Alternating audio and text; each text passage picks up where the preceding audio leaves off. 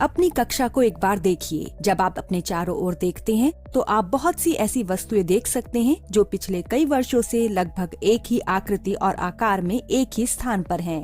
क्या आप जानते हैं कि ये इतनी कठोर क्यों हैं? आइए जानते हैं। इस टॉपिक में आइए पदार्थ की विभिन्न अवस्थाओं के गुणों का अध्ययन करें। वे पदार्थ जिनकी आकृति और आयतन दोनों निश्चित होते हैं ठोस कहलाते हैं। इनमें से कोई एक वस्तु जैसे समकोणक या चांदा लें। इस वस्तु की आकृति को अपनी नोटबुक में एक पेंसिल के ऊपर ले जाकर स्केच करें।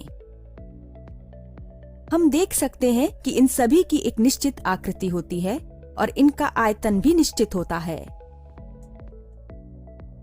अब बल लगाकर इन वस्तुओं को संपीडित करने का प्रयास करें। क्या आप इसे संपीडित कर सकते हैं? आपको इन वस्तुओं की आकृति को बदलने में बहुत मुश्किल होगी, लेकिन बल आरोपित करने से वस्तु टूट जाती है। यह दर्शाता है कि ठोस दृढ़ होते हैं।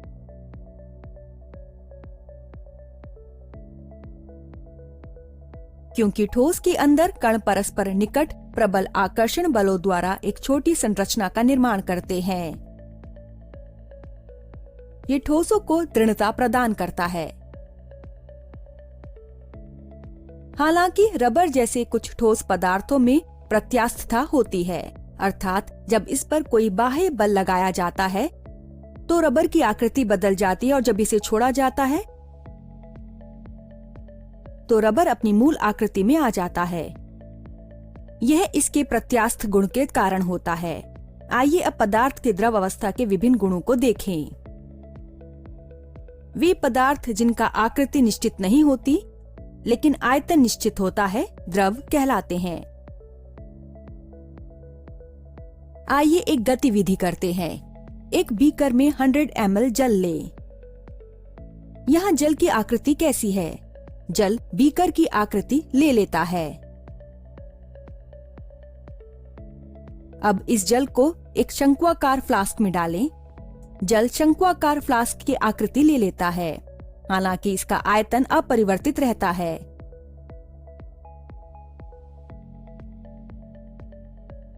इस प्रकार हम देख सकते हैं कि एक पात्र की आकृति में परिवर्तन से द्रव की आकृति में परिवर्तन होता है, लेकिन इसका आयतन नहीं बदलता है। क्या आपने कभी सोचा है कि ऐसा क्यों है? इसका कारण है कि द्रव के कण ठोस की तुलना में दुर्बल आकर्षण बल द्वारा परस्पर जुड़े रहते हैं। अतः द्रवों में अंतरकणीय दूरी अधिक होती है। इसके अलावा एक द्रव में कण काफी ऊर्जावान होते हैं। परिणाम स्वरूप द्रव आसानी से प्रवाहित हो सकता है और उस पात्र की आकृति ग्रहण कर सकता है जिसमें उसे संग्रहित किया जाता है। जब किसी द्रव को गर्म किया जाता है तो वह प्रसारित होता है और अपनी गैसीय अवस्था में परिवर्तित हो जाता है।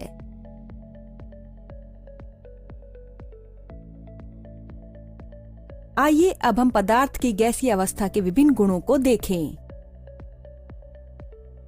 वह पदार्थ जिसका द्रव्यमान निश्चित होता है लेकिन आकृति या आयतन निश्चित नहीं होता, गैस कहलाता है। एक लकड़ी की छड़ी लें जिसकी लंबाई लगभग 60 सेंटीमीटर हो। वायु से भरे गुब्बारे लकड़ी की छड़ी के प्रत्येक सिरे पर बांधें। एक छोटी सी डोरी गुब्बारों को संतुलित करने के लिए छड़ी के केंद्र में संलग्न करें। इनमें से एक गुब्बारे में छेद करें। जैसे ही वायु बाहर निकलती है, छड़ी वायु से भरे गुब्बारे की तरफ झुक जाती है। अतः हम कह सकते हैं कि वायु का एक निश्चित द्रव्यमान होता है। गैसों के अन्य गुणों का अध्ययन करने के लिए एक गुब्बारे को धीरे धीरे फुलाएं। जैसे जैसे आप इसमें अधिक से अधिक वायु भरते हैं, गुब्बारे का आकार बढ़ जाता है। यह दर्शाता है कि इसमें वायु के कण कुछ जगह घेरते हैं। अतः हम कह सकते हैं कि गैसें स्थान घेरती हैं। आइए अब हम पदार्थ में संपीड्यता का अध्ययन करें। 300 ml की सिरिंज लें और उनकी नोजल को रबर कॉर्क से बंद करें। इन तीनों सिरिंजों से पिस्टन हटा दें। चौक का एक टुकड़ा पहली सिरिंज में रखें। दूसरी सिरिंज में थोड़ा सा जल भरें और तीसरी सिरिंज को वैसे ही छोड़ दें।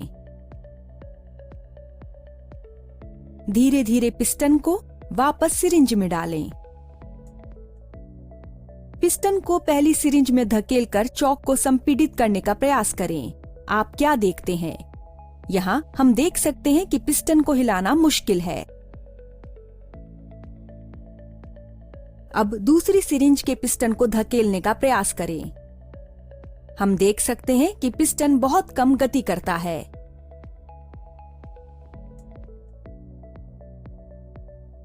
अंत में तीसरी सिरिंज के पिस्टन को धक्का दें। अन्य दो सिरिंजों की तुलना में पिस्टन आसानी से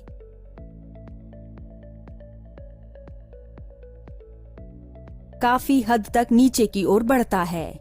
इसलिए हम कह सकते हैं कि ठोस और द्रवों की तुलना में गैसें अत्यधिक संकुचित होती हैं। ऐसा इसलिए है क्योंकि ठोस और द्रवों की तुलना में गैसों में अंतरकणीय दूरी अधिक होती है। सारांश: हमने पदार्थ की अवस्थाओं के विभिन्न गुणों को सीखा है। वे पदार्थ जिसकी आकृति तथा आयतन दोनों निश्चित होते हैं ठोस कहलाते हैं। वे पदार्थ जिनकी आकृति निश्चित नहीं होती लेकिन आयतन निश्चित होता है द्रव कहलाते हैं। वे पदार्थ जिनका एक निश्चित द्रव्यमान होता है लेकिन एक निश्चित आकृति या आयतन नहीं होता है गैस कहलाते हैं। ठोस और द्रवों की तुलना में गैसें अत्यधिक संपीड़ित होती हैं। ऐसा इसलिए है क्योंकि ठोस और द्रवों की तुलना में गैसों में अंतरकणीय दूरी अधिक होती है। ठोस वस्तुएं वास्तव में अधिक दृढ़ होती हैं, हालांकि विभिन्न ठोस इनके स्थायित्व और संरचना के संदर्भ में एक दूसरे से भिन्न होते हैं। हम आने वाले वीडियोस में ऐसी और दिलचस्प अवधारणाओं को सीखेंगे।